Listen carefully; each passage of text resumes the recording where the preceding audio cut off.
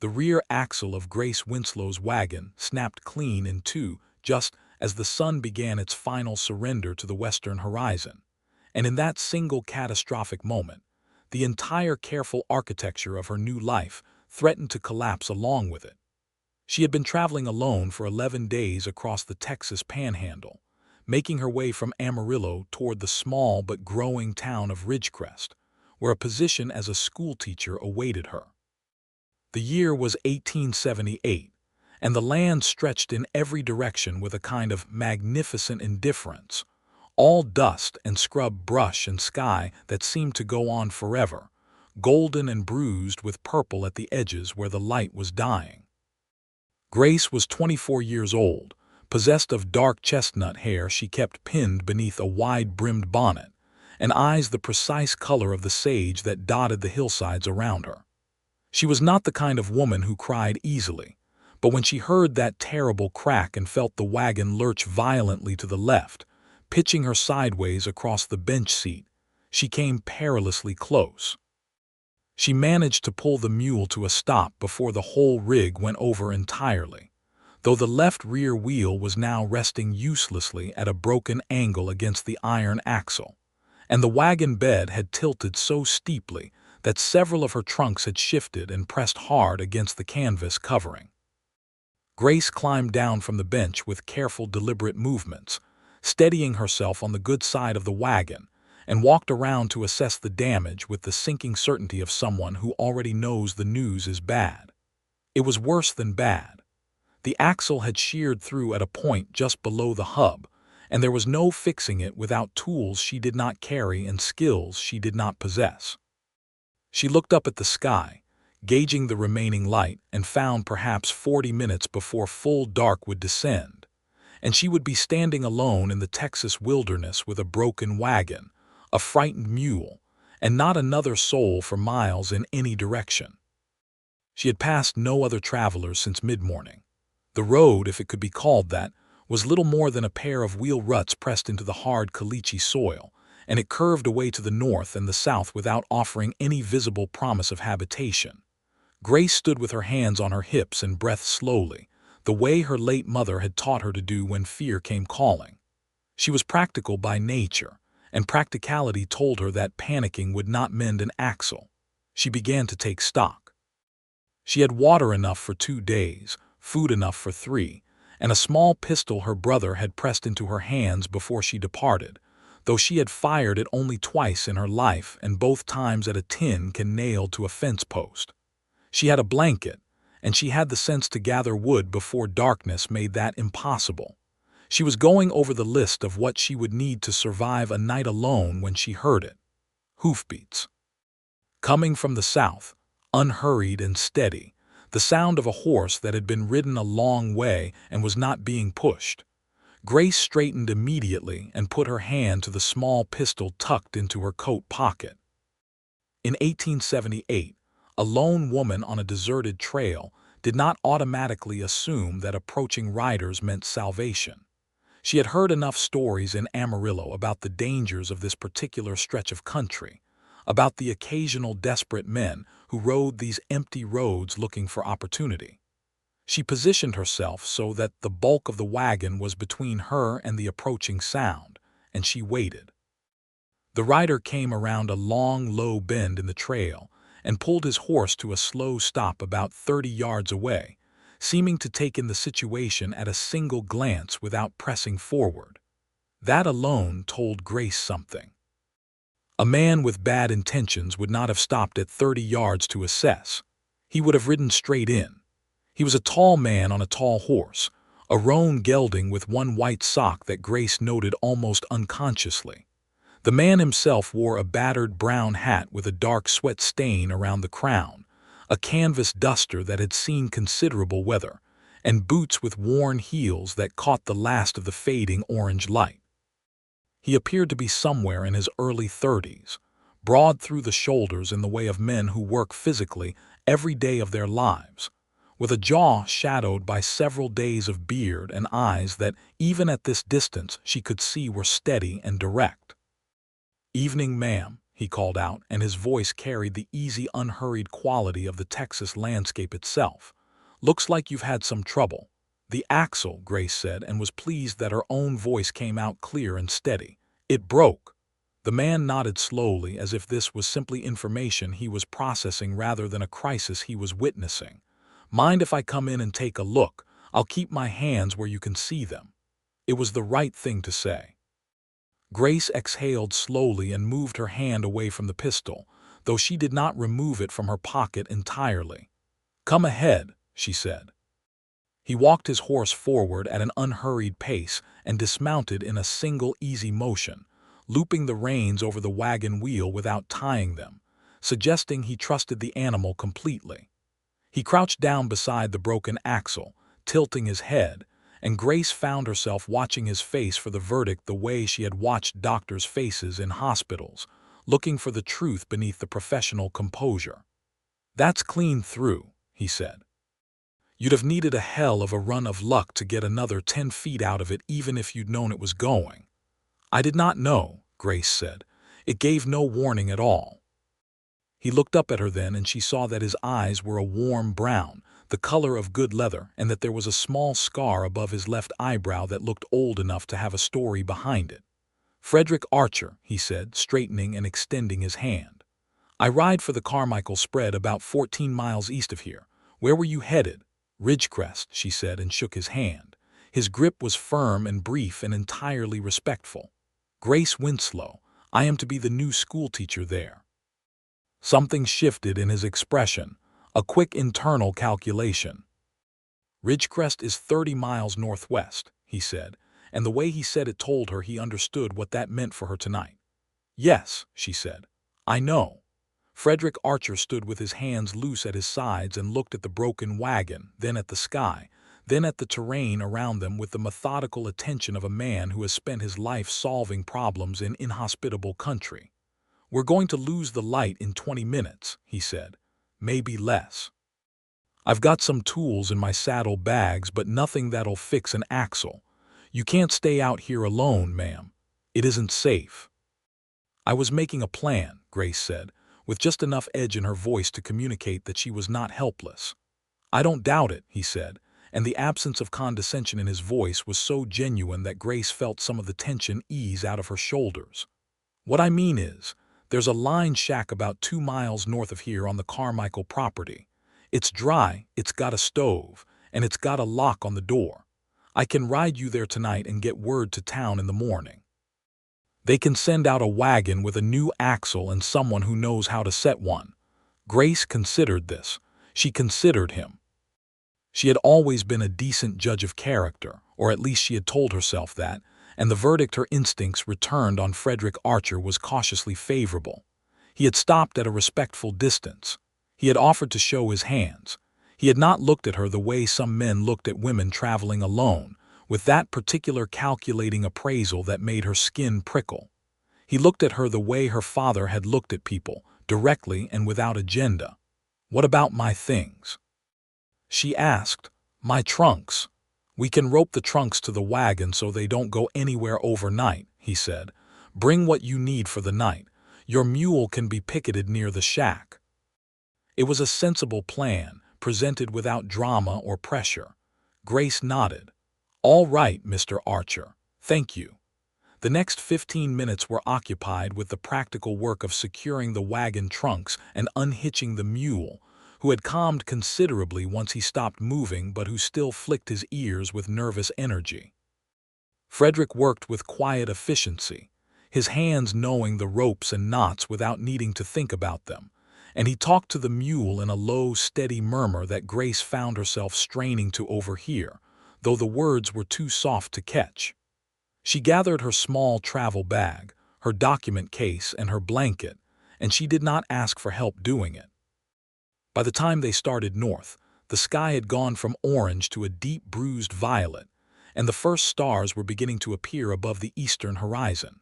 Frederick had offered her his horse and walked beside it, holding the reins, which Grace had refused. She rode the mule instead, and he rode the roan, and they went side by side along the trail with the vast Texas dark coming down around them like a curtain being drawn. "How long have you been riding for the Carmichael Ranch?" Grace asked, after a few minutes of silence that had been surprisingly comfortable. "Going on 6 years now," Frederick said.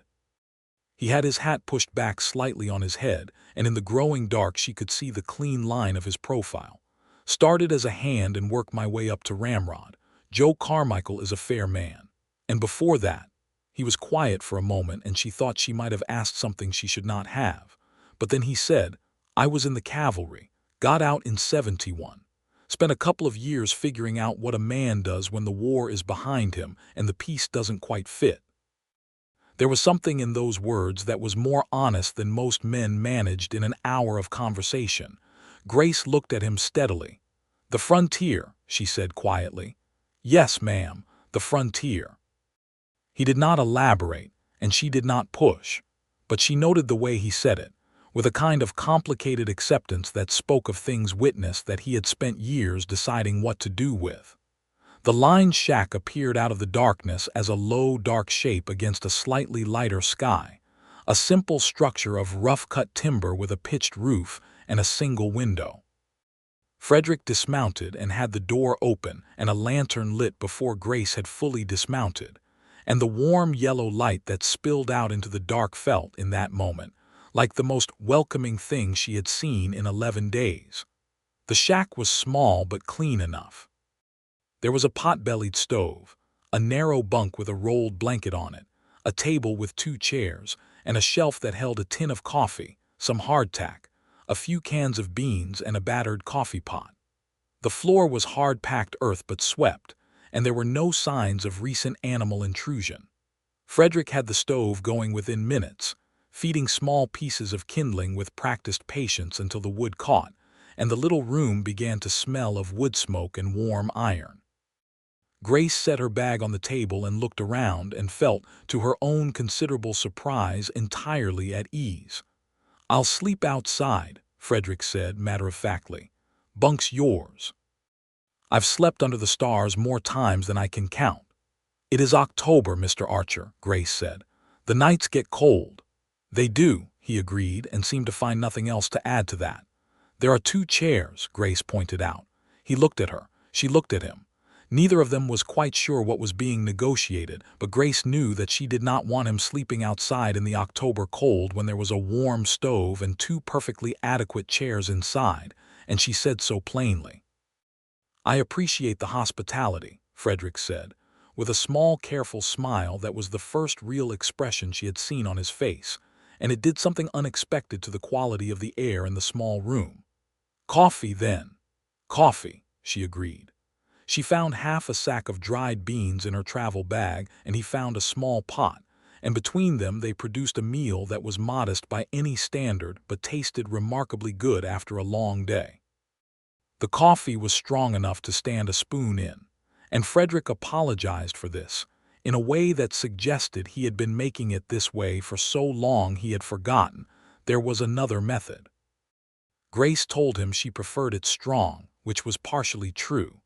They ate and drank with the stove warming the small room and the wind beginning to pick up outside, rattling the one window in its frame. The light from the lantern was steady and yellow, and it cast long shadows across Frederick's face that made him look older and younger by turns, depending on the angle.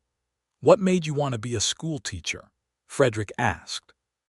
He had pushed his plate back and held his coffee mug in both hands, and his elbows were on the table in a way that would have been impolite in a parlor, but felt completely natural here. Grace considered the question. People usually asked it with a kind of mild curiosity, as if schoolteaching for a woman in 1878 was a slightly eccentric choice rather than one of the very few respectable professions available. Frederick asked it as if he genuinely wanted to understand her reasoning. "My father was a teacher," she said. "In Ohio. He believed that a person who could read had a key that fit every lock in the world. I believed him. And when he died 3 years ago and there was nothing to keep me in Ohio any longer, I thought the frontier needed teachers as badly as it needed anything else. Perhaps more." "He was right about the key," Frederick said quietly. "You read?" She asked and caught herself immediately. I am sorry that sounds as if I doubted it. No offense taken, he said easily. Yes, ma'am, my mother was a librarian in Virginia. I grew up surrounded by books.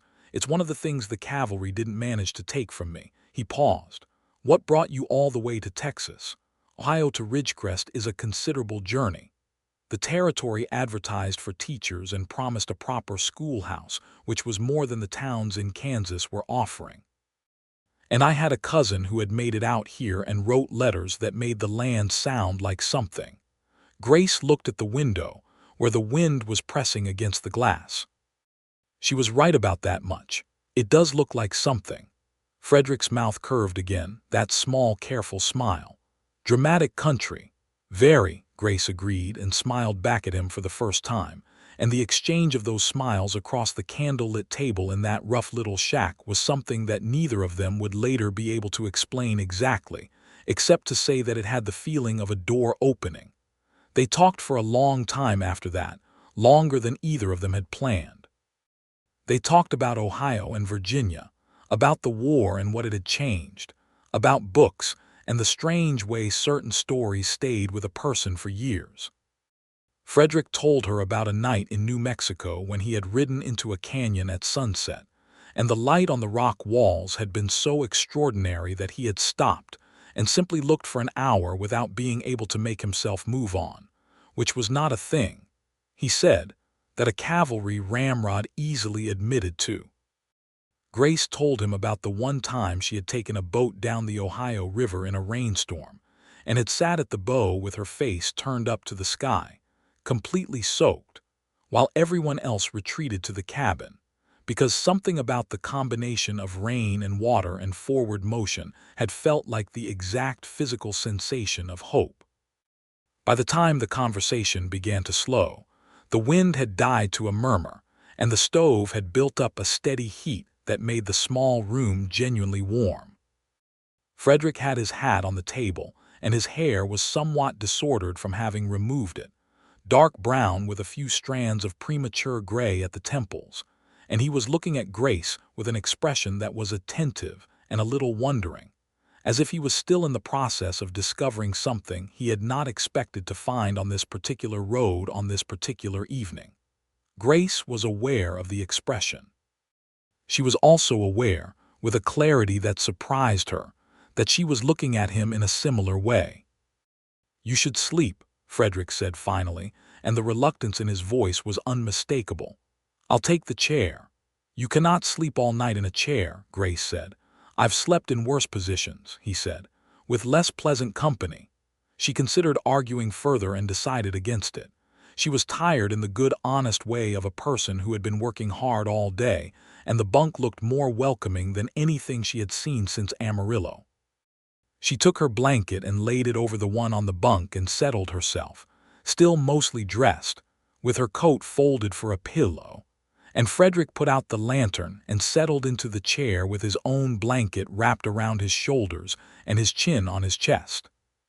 Grace lay in the dark and listened to the quiet settling sounds of the shack and the muffled breathing of the horses outside, and she thought about the fact that she had been genuinely afraid when she heard those hoofbeats coming around the bend, and that what had ridden around that bend was Frederick Archer, who had stopped at a respectful distance and offered to show his hands and who read books, and had once stopped in a canyon for an hour just to look at the light.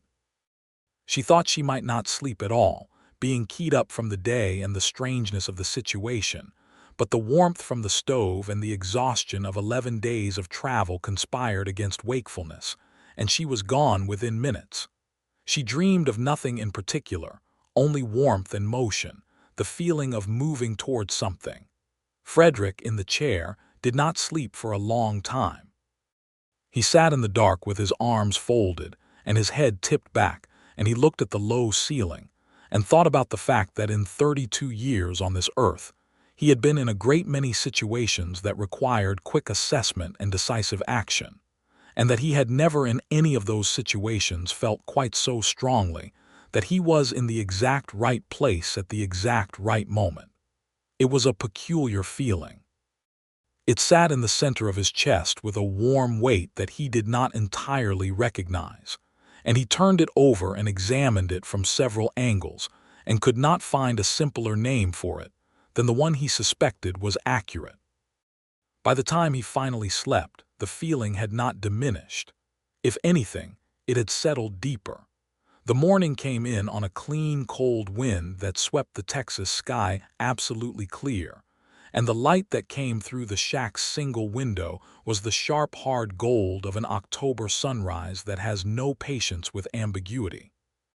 Grace woke first, blinking in the unfamiliar surroundings before memory reassembled itself, and she lay still for a moment listening to Frederick's breathing, slow and deep from the chair, before she rose quietly and began building the fire back up.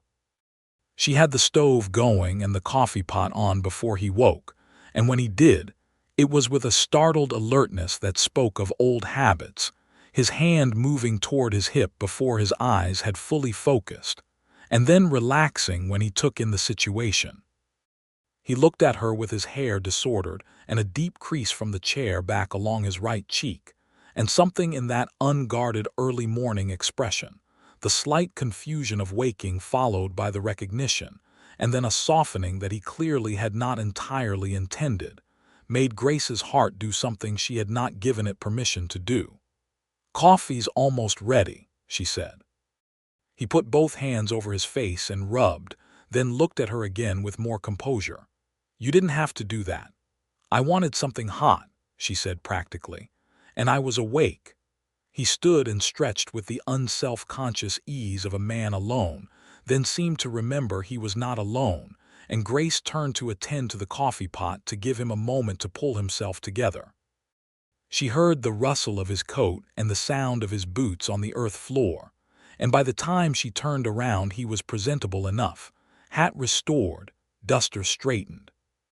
They drank coffee standing up, because they had discovered the previous evening that when they sat across that small table from one another, the conversation had a way of going on longer than either of them had planned for, and there was work to do this morning.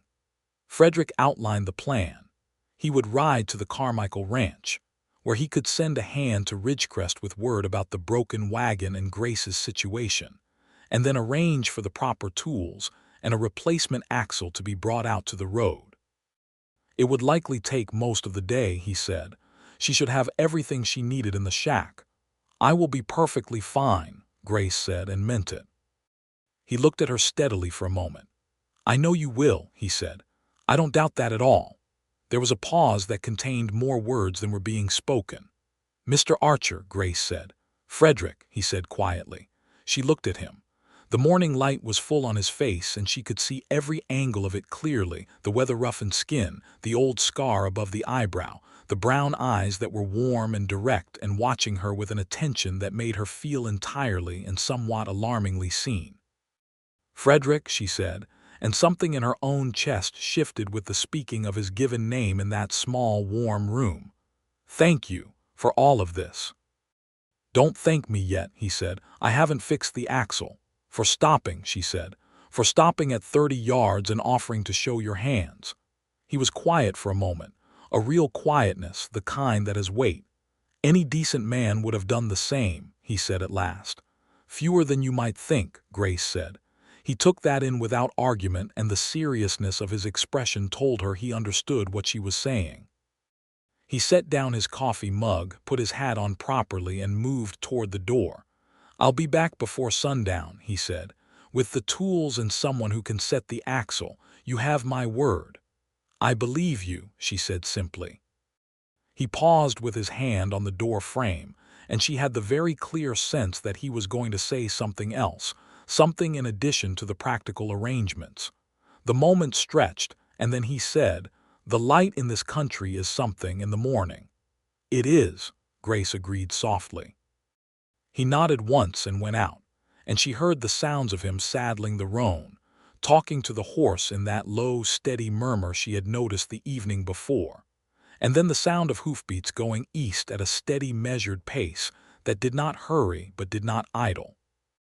Grace stood in the middle of the small, warm room and pressed one hand flat against her sternum, as if she could physically hold in place whatever it was that was trying to rearrange itself there. The day passed slowly and then quickly, the way days do when a mind is occupied. Grace wrote several letters, reviewed her teaching materials, walked a careful perimeter of the area around the shack to get her bearings in the daylight, and found that the Carmichael land was beautiful in the way of land that has been well tended, the grass cropped evenly by cattle, the creek to the west of the shack running clear and cold over a bed of pale stones. She watered the mule, who had become philosophical about the situation overnight, and she sat on the step of the shack door in the midday warmth and read a chapter of the book she had been carrying in her travel bag, a history of the Western territories that she intended to use in her classroom. She tried not to look up the Eastern Trail too frequently. She was not entirely successful. Frederick returned in the middle of the afternoon as he had promised, but he did not come alone. He rode ahead of a small wagon driven by a broad-shouldered man named Roy Stokes, who was the Carmichael Ranch's best hand with mechanical repairs, and behind Roy came another rider, a younger man named Cal, who handled the mule's harness with expert confidence. Tied to the back of Roy's wagon were the tools and the replacement axle, which Frederick had apparently located through the Carmichael Ranch's supplier in the nearby town of Caldwell. Grace watched them come down the trail and felt an uncomplicated relief at the sight of Frederick's tall figure on the roan, and then was briefly and somewhat irritatedly aware that the relief was not entirely uncomplicated. "As promised," Frederick said, pulling up beside her. "You were good for your word," she said. "I generally try to be," he said, and there was no boastfulness in it, only simple statement of fact, which was somehow more impressive than boasting would have been. Roy Stokes turned out to be a man of few words but considerable skill, and he assessed the broken axle with the same diagnostic focus that Frederick had shown the previous evening, though Roy's face arrived at its conclusions rather more quickly. 2 hours, he said, which turned out to be an underestimate in Grace's favor, as the repair took an hour and 40 minutes. While Roy and Cal worked on the wagon, Frederick walked Grace back to check on her trunks, and they found everything exactly as they had left it, the ropes holding, nothing disturbed. He helped her check the canvas covering and retie the knots, and in the course of this work, their hands came within a few inches of each other several times without quite touching, in a way that Grace was acutely and somewhat exasperatedly conscious of. "Ridgecrest is a good town," Frederick said as they walked back along the trail to where Roy was working. "Growing fast. They put up a new assay office last spring and there's talk of a proper bank by next year. Have you been there often?" "A few times. The Carmichael spread does business with some of the merchants there. It's a hard day's ride from the ranch." He paused. "There's a good church, and the people are decent." Grace was aware that he was, in his careful way, telling her that she would be all right there, that the place she was headed was worth having come all this way for. She was also aware, and suspected he was as well, that there was a secondary message in the information about the distance between Ridgecrest and the Carmichael Ranch, though she was not yet entirely certain what she was meant to do with it. "The school," she said. "Do you know anything about it?" "Wooden building on the east side of town, put up 2 years ago. I believe they've had 2 teachers since, neither of whom stayed long." He glanced at her sideways. "I suspect you'll stay." "What makes you say that?" He thought about it with the same seriousness he seemed to bring to most things. "You drove 11 days across the Panhandle alone," he said. "That's not the kind of person who leaves when things get difficult." Grace felt warmth move through her that had nothing to do with the afternoon sun. "You draw conclusions quickly, Mr. Archer." "Frederick," he said again, gently. "Frederick," she said, "you draw conclusions quickly." "Sometimes the evidence is clear," he said simply. Roy called out that he needed an extra hand to position the axle, and Frederick excused himself and went to help, and Grace stood back and watched the 3 men work with the easy collaborative competence of people, accustomed to solving physical problems together. And she thought about conclusions drawn from evidence, and whether the same process was happening in her own chest, without her having entirely given it authorization. When the wagon was repaired, Roy tested it by driving it a short distance down the trail and back, and declared it solid enough to complete the journey to Ridgecrest without further drama if Grace chose a good road and didn't push the mule. He then climbed back into his own wagon and he and Cal started back toward the ranch, leaving Frederick and Grace alone in the late afternoon light. It was the same quality of light as the evening before, warm and golden, but the circumstances were different now. The wagon was fixed. The crisis was resolved. There was no longer any practical reason for Frederick Archer to remain on this particular stretch of trail, and they both knew it. "I can follow you as far as the cutoff to the North Road," Frederick said. "That'll put you on the better track to Ridgecrest and add maybe 3 miles to your journey, but the road is smoother and you'll make better time tomorrow." "That would be helpful," Grace said, and was pleased by how even her voice was. They traveled together as the sun went lower, and the conversation resumed as naturally as if it had never been interrupted, as if it was simply the continuation of what had begun the night before in the warm lamplight. He told her about a book he had read the previous winter, a scientific survey of the geological formations of the Western Territories, which had explained some things he had observed during his cavalry years that had never quite made sense. She told him about a lecture she had attended in Amarillo given by a woman who had homesteaded alone in Colorado for 3 years before the land had broken her, and about the complicated feelings that story had stirred. They talked about the land and what was happening to it. It was a subject neither of them could avoid completely, not in 1878 Texas, not after the cavalry and the frontier. Frederick spoke about it with a careful honesty that Grace respected, acknowledging the injustices that had been done to the Comanche and the Kiowa, the violence of the dispossession, the way history was already beginning to revise itself into something cleaner and more comfortable than what he had witnessed. He did not apologize for the cavalry because he said that would be too simple a thing. But he said clearly and without equivocation that the land had been taken wrongly, and that no amount of settlement and civilization would make that fact untrue, and that a person living in this country ought to at least be honest with themselves about what the ground they stood on had cost. Grace looked at him steadily when he said this. It was not the speech she had expected from a cavalry veteran and ranch ramrod. "You are not afraid to say that," she said. "I'm not interested in comfortable lies," he said. "Not about that." "Nor am I," she said. He looked at her with an expression that she could not quite name, but that made her feel as if something real and important had been recognized, not just noticed. The cutoff came sooner than either of them wanted. Frederick pulled up beside the fork in the road and pointed out the track that led northwest, explaining the landmarks to watch for, and where the road crossed a shallow creek bed that could be tricky in wet weather but was currently dry. Grace listened and committed the information to memory with the same attention she brought to everything that mattered.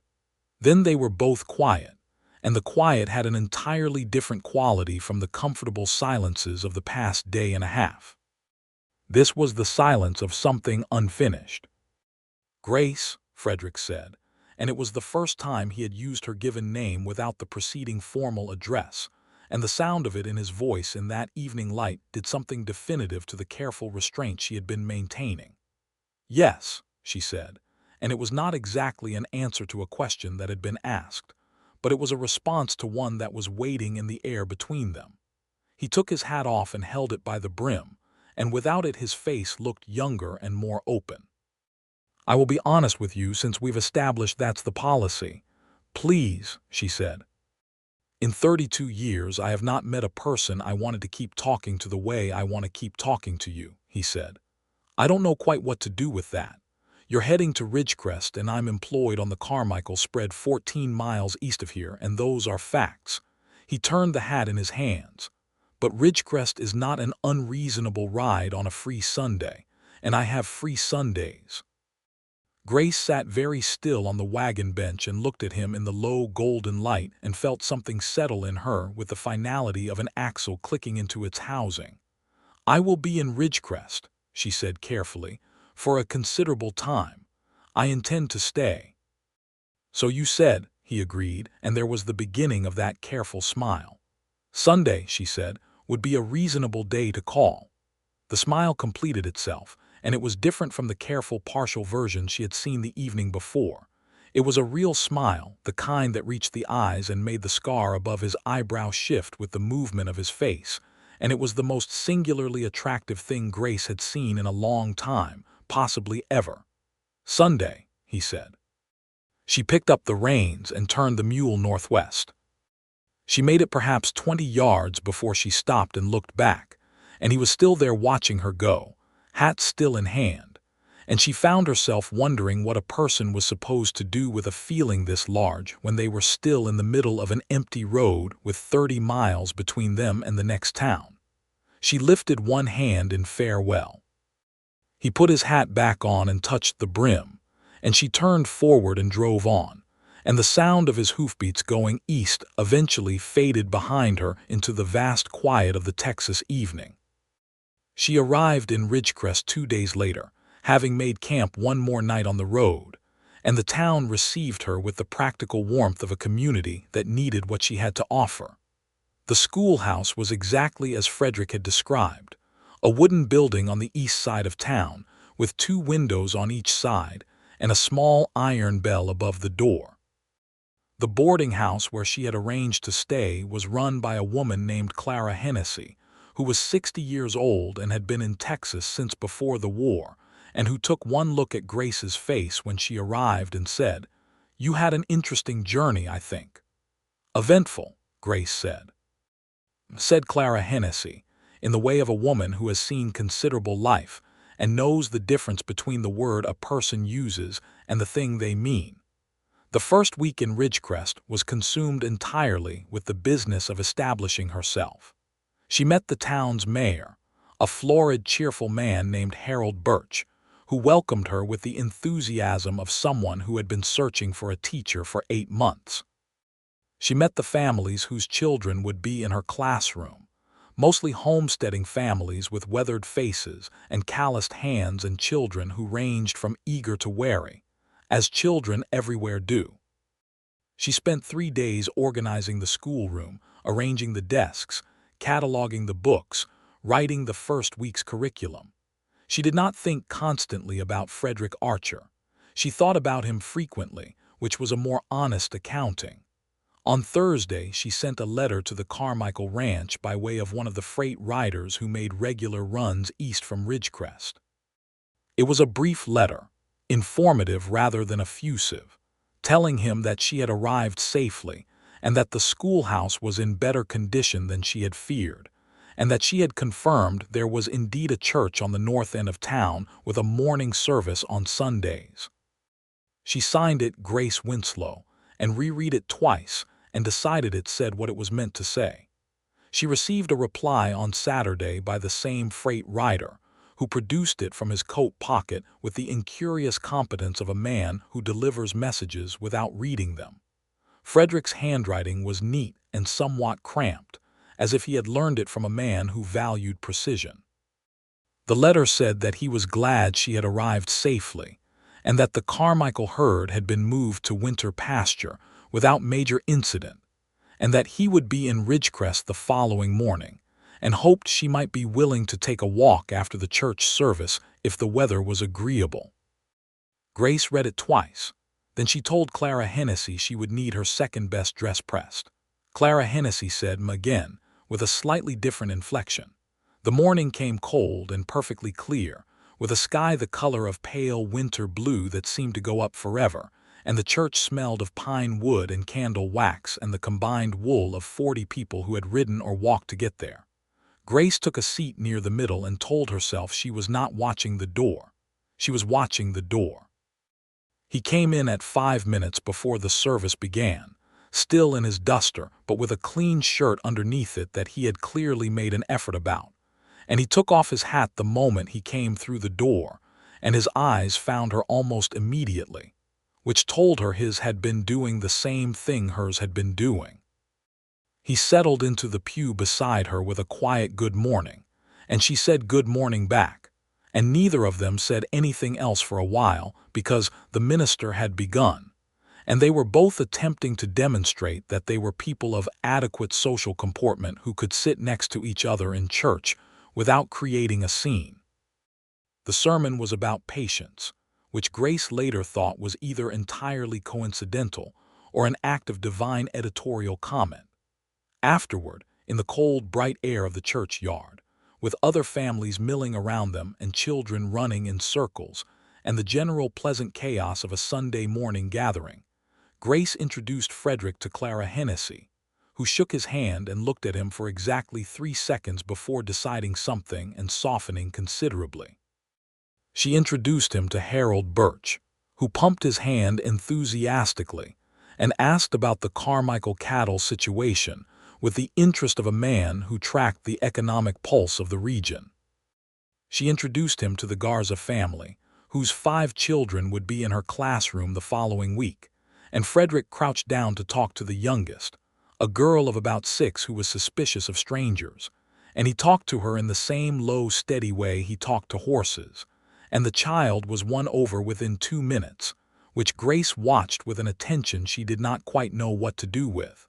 They walked after that, as he had proposed.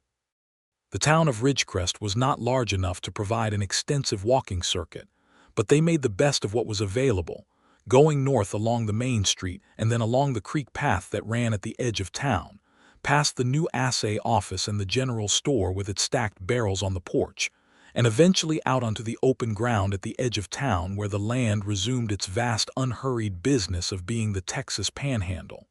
"How is the school?" Frederick asked. "Waiting," she said. "Monday is the first day. I have 11 students enrolled and there may be more by the end of the week."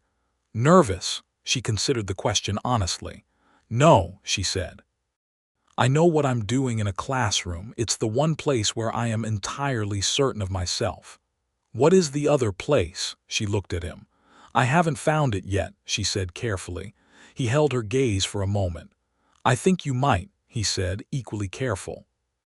They stood at the edge of the town and looked out at the country, the long grass silver-brown in the October light, the sky enormous above it, and Grace thought about the conversation they had had on the trail about conclusions drawn from evidence, and about whether the evidence currently available led to conclusions she was prepared to accept. The evidence was considerable.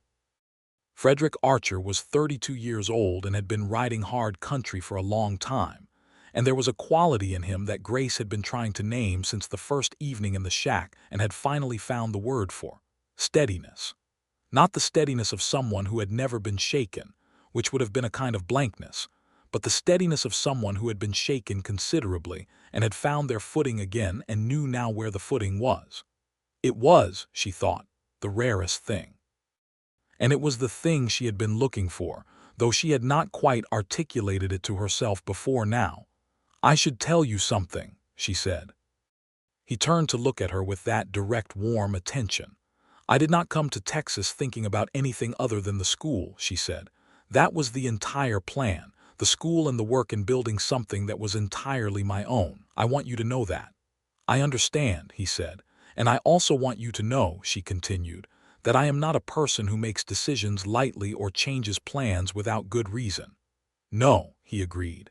"I didn't think you were." "So when I say that you are a good reason," Grace said, "I want it to be understood as a considered statement." Frederick Archer looked at her in the cold, bright October air with the vast Texas sky behind him and his hat in his hand, and the expression on his face was the one she had seen in the lamplight the first evening and had been trying to fully read ever since, open and wondering and very, very sure. "Grace," he said. "Yes," she said. "I would very much like to court you," he said. "Properly, with your permission. Sundays when I can make the ride and letters in between and whatever else seems right to you. I am not a man of great property, but I am a man of steady employment and honest intention, and I think," he paused, and the slight roughness that came into his voice was one of the most genuinely human things she had ever heard. "I think you are the most remarkable person I have ever met on a road." Grace looked at him steadily. "The bar for remarkable is low on an empty road," she said. "I've ridden a good many empty roads," he said. "The bar has not previously been met." She laughed, which surprised them both. It was a full, real laugh, not polite amusement, and it turned her face into something brighter than the one she usually showed to new acquaintances, and Frederick looked at her when she laughed with an expression of such unguarded delight that she felt the laugh trail off into warmth. "Yes," she said, "I would like that. The courtship. Properly." He smiled again, the real one, and she decided that this was going to be among the better decisions she had made in a life not short on decisions. The months that followed were the months of letters and Sundays, and the steady accumulation of a relationship built in the good, honest way, with time and conversation, and the gradual revelation of more and more of the truth of each other. Grace threw herself into the school with the full force of her considerable energy, and the school responded. By November, she had 14 students. By December, the enrollment was 20. She instituted a reading hour in the afternoons and borrowed books from Clara Hennessy and anyone else who had them. And she fought with Harold Birch for more funds and got half of what she asked for, which she privately considered a victory. She was good at this work in the way that people are when they have found the thing they were made for. Frederick came on Sundays when the weather permitted and twice when it didn't, arriving at Clara Hennessy's boarding house damp and cold and completely uncomplaining. They walked and talked and occasionally attended a social gathering at the church or the Grange Hall, where the good people of Ridgecrest examined him with the frank, interested assessment of a community looking at a man who was calling on their schoolteacher and finding him, on balance, satisfactory. He was liked easily, in the way of people who are genuinely interested in others without performing it. He sent letters on the Tuesdays and Thursdays that the freight rider ran east, and the letters were remarkable, thoughtful, honest, sometimes funny in a dry way that caught her off guard, often containing observations about the land or the weather or something he had read that she had not expected from a working rancher, and that she had somehow known she would find there.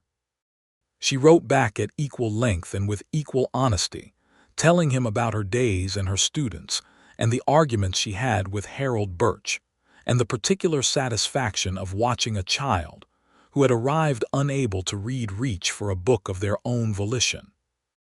In one letter in November he wrote, "I find I spend a portion of each working day composing things to tell you, which is new and somewhat inconvenient when you're trying to cut cattle."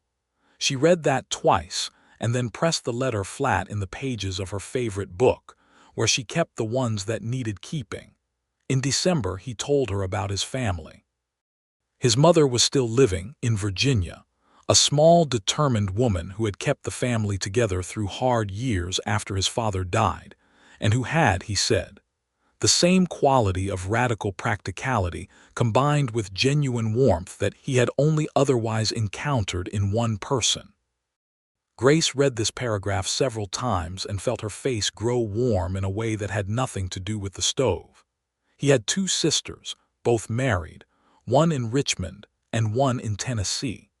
He had gone to war at 19 and come back changed in ways he was still accounting for, and the frontier had been partly a running away and partly a finding of, and he was not entirely sure which had won out. In one of her December letters, Grace wrote about her father, in detail she had not offered to many people. How he had been a quiet man of tremendous internal presence, how the library had always smelled of him, how she had understood from earliest childhood that ideas mattered, and that the transmission of ideas was sacred work, and how losing him had been like losing a compass, and how she was still learning to navigate without it. She wrote it and posted it, and then sat with the faint vulnerability of having said something true and waited to see what Frederick would do with it. He wrote back, "A compass points north because of what the earth is, not because of the compass. You know where north is. You always have." Grace read this while sitting at her desk in the schoolhouse after the children had gone home, in the thin winter light, and she put her hand flat on the letter and felt something in her chest that was very large and very certain, and very much like the thing she had been careful not to name too soon. Christmas came, and with it a brief school holiday, and Frederick arranged to have 4 days off from the ranch and spent them in Ridgecrest. It was the longest continuous time they had spent in each other's company since the night in the line shack, and it passed with the sweet accelerating quality of time that is running out too fast. They attended the Christmas service together, which Clara Hennessy noted with satisfaction, and they had Christmas dinner at the home of the Garza family, who had adopted Grace as a particular cause, and who received Frederick into their kitchen with the unconditional warmth of people who judge by what they see rather than what they've been told. There were 6 children now rather than 5, the newest having arrived in November, a small, emphatic boy named Miguel who slept through the entire meal in his mother's shawl. After dinner, they walked in the cold air, and Frederick took her hand for the first time, which happened naturally as they navigated a patch of frozen mud behind the church, and then did not unhappen when the mud was behind them, and neither of them remarked on it, which was the right decision. "I need to tell you something," he said. "Tell me," she said. "Joe Carmichael offered me a portion of the eastern section of the ranch last month," he said, "for my own. 40 acres with water rights and a small cabin already standing. It's his way of keeping good men without having to raise wages, but it's a fair offer and the land is sound." Grace looked at him. "Are you accepting it?" "I'm considering it," he said. "It would mean committing to staying, building." He looked at her directly. "The reason I'm telling you is that it changes my circumstances, or would, and my circumstances are related in my mind to a question I am not quite ready to ask yet but that I want you to know is forming." Grace was quiet for a moment, looking at the night sky above the rooftops of Ridgecrest, enormous and star-thick in the cold, clear air. "I think you should accept the land," she said. "Do you?" He said, "I think a man who can stop in a canyon for an hour just to look at the light deserves 40 acres with water rights," she said. "And I think you should ask the question when you're ready." He stopped walking and turned to look at her, and she could see his breath in the cold air and the starlight on his face, and he was looking at her with an expression so full of feeling that the careful composure he usually maintained had simply given way to it. "Grace Winslow," he said, and his voice was low and a little rough. "I think I have been ready since the first night in the shack. I think," she said carefully, "that you are right about that." He raised the hand he was holding and pressed it briefly to his lips, and the gesture was old-fashioned and entirely sincere, and Grace felt warmth move through her from the point of contact all the way to the ends of her fingers. "Not yet," he said. "When I ask it properly, it should be properly." "All right," she said, because she understood and approved, and also because the wait made the asking more itself. January was the coldest month in Grace's memory and also one of the fullest. The school was a place of ordered warmth against the gray winter outside, and her students were making visible progress, and Frederick's letters arrived with reliable regularity and continued to be everything that letters from the right person are: evidence of attention and affection, and the kind of thoughtfulness that only develops when someone has been genuinely paying attention to who you are. In one January letter, he wrote about the 40 acres. He had accepted the arrangement with Joe Carmichael and had spent 2 Saturdays clearing the land around the existing cabin and assessing what needed to be done to the structure to make it livable in the ways that mattered. The cabin had a stone fireplace and a sound roof, he wrote, and the cabin walls were thick enough to hold heat, and from the east window you could see the sun coming up over the low hills with the kind of clarity that he had once only encountered in a canyon in New Mexico. He would put in a proper kitchen before spring. He wanted her to see it. Grace read this letter twice and then once more and told Clara Hennessy, who said, with the satisfaction of a woman whose predictions have been confirmed. He came in the first week of February, when the winter had broken its back, and the air smelled of the possibility of spring, though the reality was still some weeks away. He came on a Saturday this time, which was unusual, arriving at the boarding house in the late afternoon with his hat in his hand and a look that she recognized from December, composed on the surface with something larger moving beneath it. Clara Hennessy led him into the parlor and then found a reason to be in the kitchen, which was the right instinct. Grace sat across from him in the parlor's 2 armchairs and waited. He was quiet for a moment. He turned his hat in his hands twice, and then set it on the floor beside the chair with a deliberateness that suggested he was done with small delays. "I know what I want," Frederick Archer said.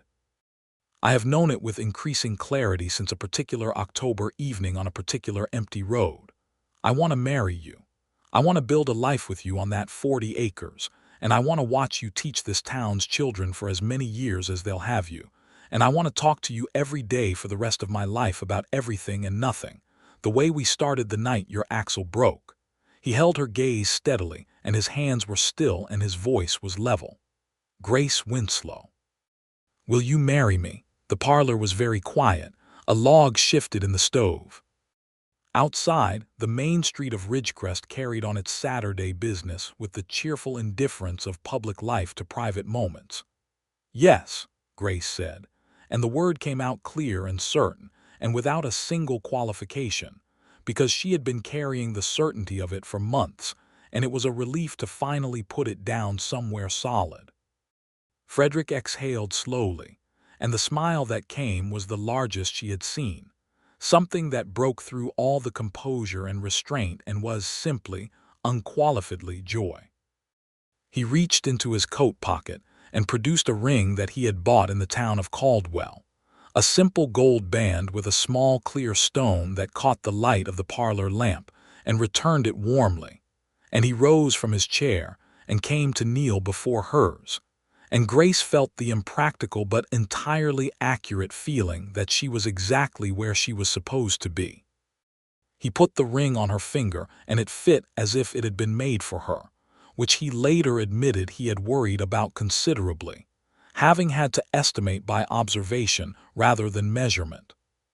Clara Hennessy emerged from the kitchen 10 minutes later, presumably because she could not extend the excuse of being in there any longer with any plausibility, and found them sitting side by side on the small settee looking at the ring in the lamplight.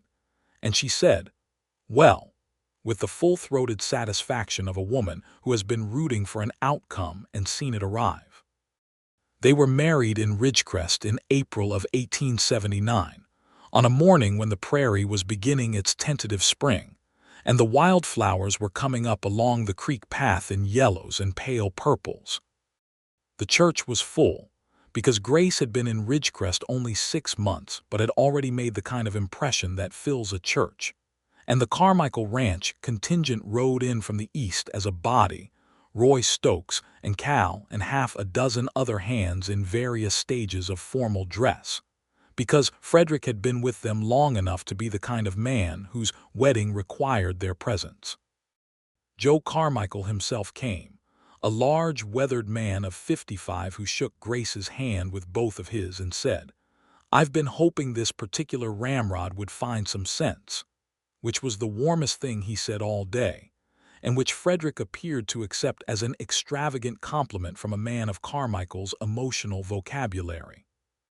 The ceremony was simple, and the minister's words were good ones, about partnership and steadfastness, and the kind of love that is built day by day rather than arrived at in a single moment, though Grace thought privately that it had arrived in a single moment and then been built, which was perhaps the better sequence. She stood beside Frederick in the small church with the April light coming through the windows and said her vows in a clear, steady voice, and felt them land in her with the weight of things genuinely meant. Frederick said his looking directly at her, not at the minister, not at the assembled company, at her, and his voice did not waver, and the scar above his eyebrow caught the light. They celebrated afterward in the Grange Hall, where Clara Hennessy had organized a reception with the kind of thoroughness that suggested she had been planning it since December, and the town ate and drank and danced with the cheerful energy of people who regard the happiness of a schoolteacher as a communal event. The Garza children ran between the legs of the adults, and young Miguel, now 5 months old and opinionated, regarded the whole affair from his father's arms with the benign skepticism of the very young. Grace danced with Frederick 3 times, which was 2 more than strict propriety suggested and exactly as many as she wanted to, and at some point in the second dance he said quietly, close to her ear. "I'm glad your axle broke." And she laughed against his shoulder and said, "So am I," and meant it absolutely. They moved into the cabin on the 40 acres the following week, which had been prepared with the diligence of a man who has been thinking about what it should contain for several months. The kitchen was as he had promised, properly appointed, and the east window framed a view of the sunrise that was everything he had said it was. Grace spent the first morning in the cabin standing at that window with her coffee, watching the light change across the low hills, and Frederick came to stand behind her, and she felt him there without turning around, the particular warmth and presence of him, and she leaned back slightly, and his arms came around her from behind, and they stood like that for a while and watched the sun come up over the Carmichael land, which was their land now, or the beginning of it. It was, she thought, a reasonable sequel to standing at the bow of a boat in a rainstorm with her face turned up to the sky. The forward motion was different, but the feeling was the same. The school continued. The students continued. Grace negotiated with Harold Birch for a second classroom and a second teacher by midsummer, a young woman named Abigail who came down from Wichita Falls and proved to be exactly what she presented herself as: capable, earnest, and delighted to find another woman of education at the edge of the frontier. They became friends quickly, in the way that women of similar character and dissimilar background sometimes do, with a great deal of laughter over the shared absurdities of their situation. Frederick's life as a working rancher on his own section of land developed with the same steady competence that characterized everything he did. He kept his position as ramrod for the main Carmichael operation and managed his 40 acres on mornings and evenings and free Saturdays. And by midsummer, he had the beginning of a small herd of his own, a handful of cattle and 2 good horses, and the mule that Grace had been driving the night her axle broke, who had by now achieved a philosophical contentment with country life that bordered on the serene. On an August evening of 1879, sitting on the porch of the cabin in the last of the day's heat, Grace told Frederick she was expecting their first child. He was quiet for a long moment, and she watched him receive the information with the same careful deliberateness he brought to everything that mattered. Then he took her hand, the same hand he had taken that December night navigating the frozen mud, and held it with a steadiness that communicated everything he did not immediately have words for. "When?" he asked. "February," she said. He looked at the hills, then at her, and she saw it in his face.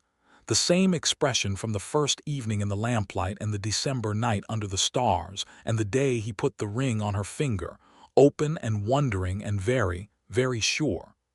"A baby in February," he said quietly. "A baby in February," she confirmed. "We'll need another room on the cabin," he said, and the way the practical immediately followed the emotional was so entirely him that Grace felt a rush of affection that was almost physical in its force. "We'll have time," she said. He added the room in October, working on weekends with Roy Stokes and Cal, who appeared whenever there was construction to be done on Frederick's property with the uncomplaining loyalty of men who regard their foreman's projects as their own. The room was small but sound, with its own window looking west toward the setting sun, and Grace stood in the finished space and looked at the light it held and thought about her father saying that a person who could read had a key that fit every lock in the world, and thought about what it would mean to hand that key to a child of her own. The winter was long and the pregnancy was not easy in its final weeks, but Grace was constitutionally resistant to being incapacitated and continued teaching until the week before her time came. Frederick drove her to school and picked her up and was ostentatiously unconcerned in a way that communicated, to those who knew him, that he was extremely concerned and managing it by action rather than expression. Their son was born on a cold February morning in 1880, delivered by the town's doctor, a brisk, competent woman named Dr. Margaret Yates, who had set up practice in Ridgecrest the previous autumn, and who Grace had immediately liked with the whole force of her personality. The baby came into the world at first light, with a vigor that suggested he had opinions about the matter, and Frederick, who had spent the preceding hours in the outer room in a state of controlled anguish, was let in when it was done and stood beside the bed and looked at his son with an expression that had passed entirely beyond composure into something simple and undefended. "He has your ears," Grace said. "My apologies to him," Frederick said, and his voice was rough in a way that had nothing to do with discomfort. They named him James Thomas Archer, James for Frederick's father and Thomas for Grace's, and James Thomas arrived in the world with a full head of dark hair and the look of someone already planning to be difficult in the most interesting ways. Grace nursed him in the east-facing room while the February sun came up over the hills, and she looked at his small, emphatic face and felt the accumulation of everything that had led to this moment. The broken axle, the fading light, the hoofbeats coming around the bend, the man who had stopped at 30 yards and offered to show his hands. Frederick came to sit beside her on the bed in the pale morning light, and she leaned against his shoulder with the baby between them, and the four walls of the cabin held them, and outside the land went on in every direction with its vast, beautiful indifference. And it was enough. It was exactly enough. James Thomas grew with the particular confidence of a child who is wanted and known, and the cabin grew with him. Frederick expanded the property by purchasing an adjacent parcel from Joe Carmichael in the spring of 1881, adding 20 acres and a proper barn, and the Archer holding began to take the shape of a real small ranch, modest by the standards of the big spreads but sound and managed with the kind of attention that suggests a man who intends his work to outlast him. Grace returned to the school 6 weeks after James Thomas was born, initially for only mornings, then for full days once Clara Hennessy proved willing to watch the baby in the afternoons for reasons she described as purely practical and which were obviously not. The school had grown to 30 students by the spring of 1880, and there was talk of the county building a second school on the west side of town, which would require a second permanent teacher and more books and a real dedicated budget. None of which were guaranteed, but all of which Grace pursued with the focused tenacity of a woman who has been winning arguments with Harold Birch long enough to know exactly which ones she can win. The friendship between Grace and the wider community of Ridgecrest deepened through that year and the next. She knew her students' families, their difficulties and their particular strengths, the homesteading families who worked land that was brutal and unforgiving, and who sent their children to school hungry some mornings in bad seasons. She kept a supply of bread and dried fruit in the school's storage, and distributed it with the matter-of-fact practicality of someone who believes that learning requires a fed stomach, and said nothing about it to Harold Birch because some battles are better won quietly. Frederick had a reputation in the region by now, the reliable man, the one whose word was worth something, whose cattle were handled well and whose land was managed without the kind of waste and carelessness that made neighbors nervous. He had a particular gift for reading weather, which in this part of Texas was a skill with real economic consequences, and he had on 2 occasions organized neighboring ranchers to move cattle ahead of a blue norther in time to prevent significant losses, which generated the kind of goodwill that money could not buy. He was happy in a way that had physical dimensions, something in the set of his shoulders and the quality of his ease when he sat on the porch in the evenings with Grace beside him and James Thomas asleep inside. He had not known, before this, what it felt like to have a specific piece of ground be yours in the way that mattered, to know that the particular slant of light coming off the low hills to the east was a thing you would see every morning for the rest of your life if you chose rightly. He had known a lot of ground. He had not known a home. The distinction once felt was enormous. In the autumn of 1880, Grace found herself expecting again, and this time the pregnancy was easier, as if her body had learned what it was doing. She told Frederick on the porch on a cool September evening with James Thomas asleep in the crook of her arm and the first stars coming out, and Frederick looked at the sky and at his son and at his wife and said, "A good year for news." which was not a very eloquent response, but which was delivered with a smile that said everything the words didn't. Their daughter arrived in March of 1882, smaller than her brother had been, but with the same dark hair and a temperament that was immediately and obviously her own. They named her Alina Ruth, Alina after Frederick's mother and Ruth after Grace's, and Alina announced herself to the world with the kind of insistence that suggested she intended to be heard, which Grace found appropriate given the names. She sat in the west-facing room in the March afternoon light nursing Alina, while James Thomas, now 2 years old and entirely mobile and absolutely impossible to contain, explored the perimeter of the room with the focused enthusiasm of a person discovering the dimensions of their world. And Frederick sat in the doorway watching all three of them with his hat on his knee and his boots dusty from a morning's work, and his face in an expression of such unaffected contentment that Grace felt, looking at him, something that was not the first love or the early love, but the better and more durable kind. The love that has been tested by ordinary days and found to be exactly what it presented itself as. "What are you thinking?" she asked him. He considered the question with his usual care. "I'm thinking about a road in October," he said. "The broken axle," she said. "The moment before I came around the bend," he said. "I almost took the southern track that evening. It would have put me at the ranch by a different road, and I would not have come by that stretch at all. I keep thinking about the size of that almost." Grace looked at him steadily. Alina had fallen asleep against her. James Thomas had discovered the corner of the room and was examining it with profound attention. The late afternoon light filled the cabin with the warm gold of a March day declining toward evening. "But you didn't take the southern track," she said. "No," he said, "I didn't." "Then there's no almost," she said. "There is only what happened." He looked at her, and the expression on his face was the one she had been cataloging since October of 1878 in all its variations, and this version was the one she most loved, the one that was simply and completely certain. "What happened," he said quietly, "was the best thing in my life."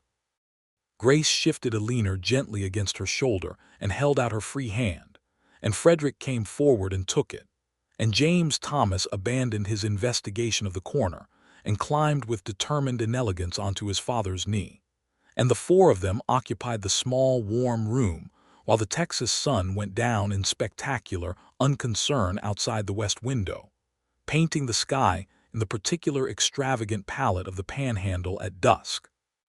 Oranges and deep pinks and the first lavender of evening. The years that followed were the years of a life properly lived. The Archer holding grew to nearly 100 acres by 1885, through careful management and 2 additional purchases, and Frederick was eventually able to leave the Carmichael operation and work his own land full-time, which Joe Carmichael received with the predictable equanimity of a man who has been expecting a good employee to outgrow him and is proud of having helped it happen. Roy Stokes stayed on at the Carmichael Ranch but had Sunday dinners at the Archer table so frequently that he was effectively part of the household, and James Thomas grew up calling him Uncle Roy, which Roy Stokes received with the gruff satisfaction of a man who had not expected that particular form of warmth from life, and was very glad to have received it.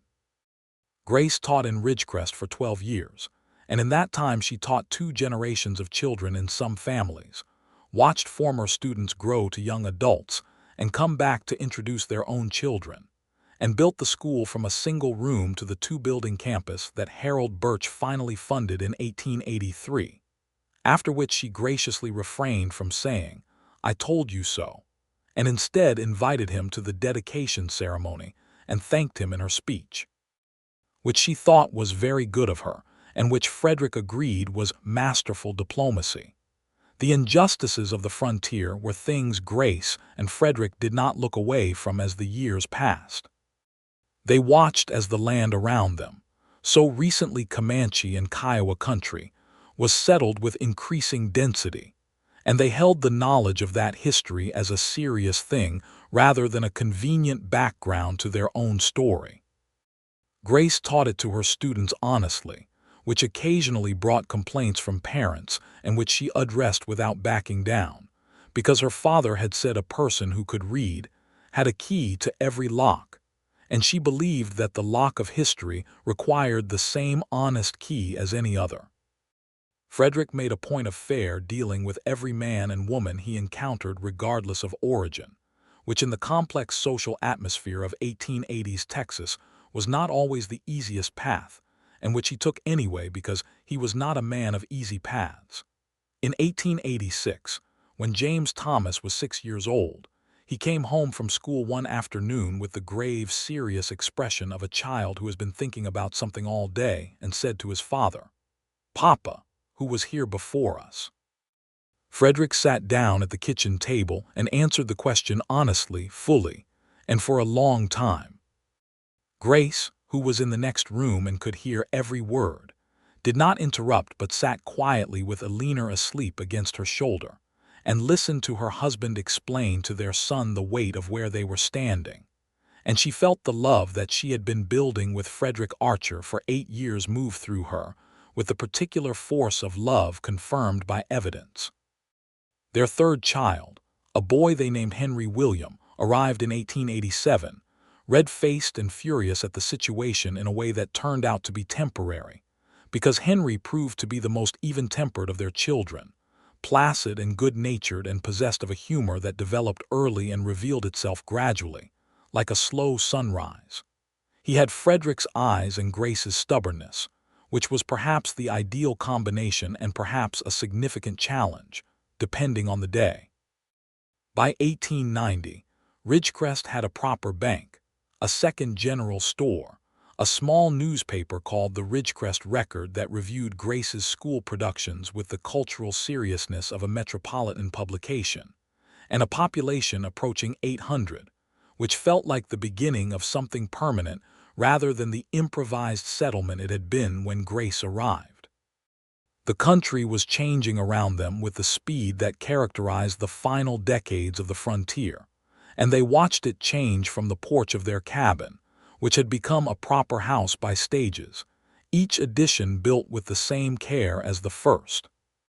James Thomas at 10 was serious and bookish in a way that delighted his mother, and which his father regarded with a combination of pride and the mild suspicion of a man who found books indispensable, but had never quite admitted to being defined by them. Eleanor at 8 was already the most socially capable member of the household, negotiating the complex social geography of the schoolyard with a diplomatic fluency that made Grace wonder if she was looking at a future teacher, or, more alarmingly, a future politician. Henry at 3 was a presence that occupied whatever space he was placed in with maximum efficiency and minimum complaint. On a Sunday evening in the autumn of 1890, 12 years after an axle had broken at Dusk on an empty Texas road, Grace and Frederick sat on the porch of their house with the last of the day's light on the hills and 3 children asleep inside, and the land stretching out in every direction in the familiar extravagant beauty of the Panhandle at the edge of evening. Grace had a book open on her knee that she was not reading. Frederick had his hat on the porch rail and his boots off and was watching the sky with the attention of a man who has learned to read it and still finds it worth reading. "I think," Grace said, "that this is the exact right life." Frederick turned to look at her.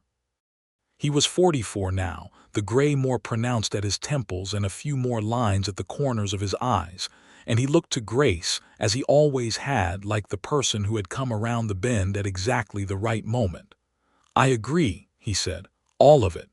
Even the broken axle," she said. "Especially the broken axle," he said. She closed her book and set it on the rail beside his hat, and moved her chair closer to his, until they were side by side watching the last of the sunset do its elaborate best above the low hills. And she thought about Dusk on an empty road and hoofbeats coming around a bend and a man who had stopped at 30 yards and offered to show his hands, and about all the roads between that October evening and this one, and about the fact that all of them, every single one, had led here, to this porch, to this man, to this life that was fully and irrevocably and completely her own. The stars came out one by one above the Texas Panhandle, the same stars that had been above this ground long before any of them arrived and would be above it long after, vast and indifferent and impossibly beautiful. And Grace and Frederick Archer sat beneath them in the comfortable, easy silence of people who have been talking for 12 years and are not done yet and know it. And the night settled in around them with the full weight of everything that had been built, and held it without effort, and it was good. Inside the house, James Thomas dreamed of books. Eleanor dreamed of something she could not name, but that had to do with crowds and the sound of her own voice carrying. Henry dreamed of horses. The stove kept the rooms warm. The land kept its own counsel. And in the morning, as it always did in this country, the sun came up over the low hills to the east with a clarity that asked nothing and offered everything. And Frederick was up before it to start the day's work, and Grace was up not long after to start her own, and they moved through the early morning with the particular ease of people who know each other completely and have decided that what they know is enough, and more than enough, and all the enough that was ever needed. On the porch railing, between his hat and her book, the ring caught the first light of the new day and returned it, warm and clear and without reservation.